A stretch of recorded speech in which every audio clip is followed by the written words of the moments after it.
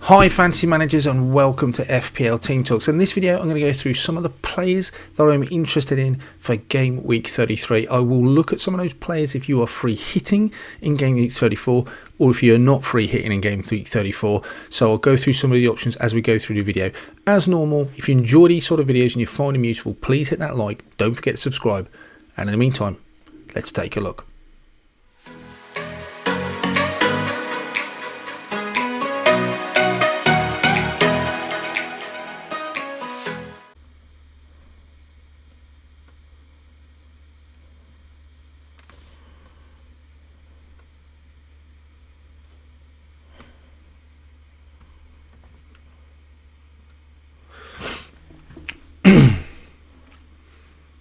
So we'll start off then with Kai Havertz. It was mentioned to me recently the other day, just where has he come from? He has had a brilliant second half of the season, it's got to be said, for Arsenal. He looks pretty nailed. He's got decent fixtures. He started the last 9 games up front, so it's pretty clear that he is the number one choice. 11 returns in that time as well. For a midfielder who's playing up front, and 7.3 for arguably the best attack in the Premiership. He just looks an absolute bargain. He's the cheapest way into that attack. If you're not free hitting in 34, he just looks like a player you've just got to get on board with. I still think Saka is your best choice. Odegaard looks decent, but again, you're going to have to pay a little bit more money for him. Defensively, I certainly wouldn't mind going back in that Arsenal defence. Gabriel looks a good option as well. But Havertz for me is just another one that I think for the money, I just feel like, yeah, I just got to get involved with him.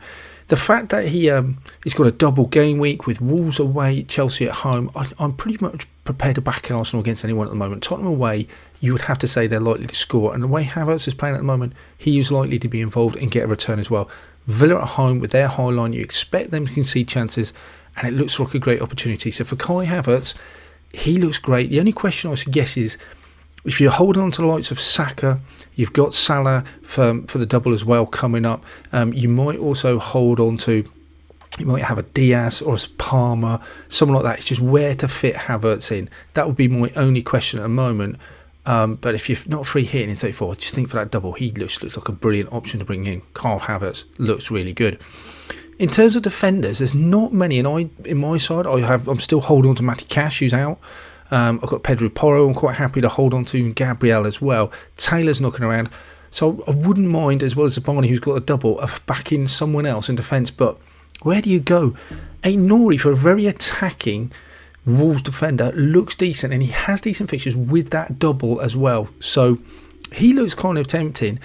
If you're not free hitting once again in 34, you've got the double straight away. So you've got the Luton game afterwards and the double. So he looks pretty good.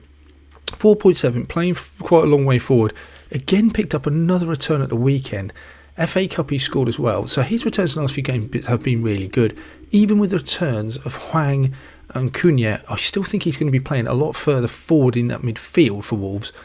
And he's just not going to be a defender. So with the possibility of a clean sheet away at Forest, at home to Bournemouth and Luton, couldn't put it past them. They are conceding a few goals, but clean sheets are just a rare commodity at these days, and I just don't see where else you're going to go. For 4.7, I think he's definitely worth a pump.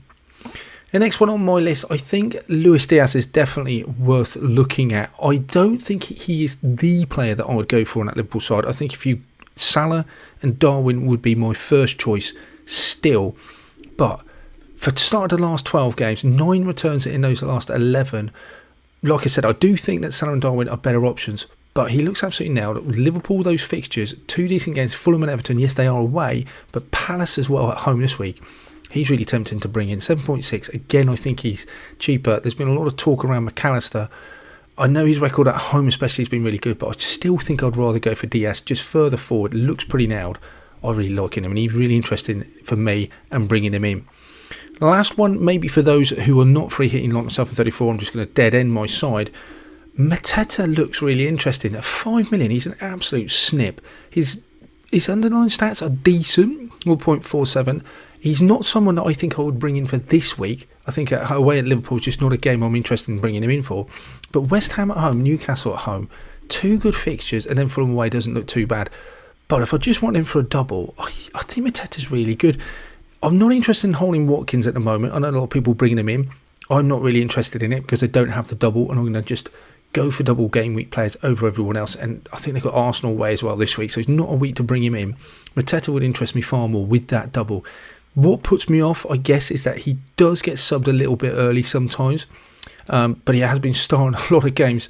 I think it started last 15, I think, according to the minutes he has played. So I really like him. Like I said, the undersigned stats are not spectacular, but they're decent. But what am I expecting for 5 million? The only downside, as I say, is possibility of people going without Salah or Haaland. Maybe money isn't really that much of an issue, so you don't need to go for a cheap striker. If you're certainly holding on to Son, Salah and want Haaland, then perhaps there's more of a place for Mateta.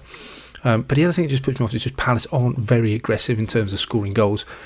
But for 10 returns, 18 games, that's not bad. And what do you get for 5 million? I am really tempted by Mateta for just that double game week, almost a 1 week punt. Then again, with those midfield slots being more premium, Eze maybe would just not come in, and Mateta would come in up front where I've perhaps got more of a slot. For those that are then free hitting in game week 34, I think you've got to be targeting Chelsea and Tottenham players, simply because they've got the double in 37, plus they will have another fixture in 35 or 36, depending which team it is. And I would definitely be looking at, I'm not going to go through the likes of Palmer and Son, because I just think they're just the obvious choice you would have to bring in. Porro, I think, is still a good option with the extra fixture.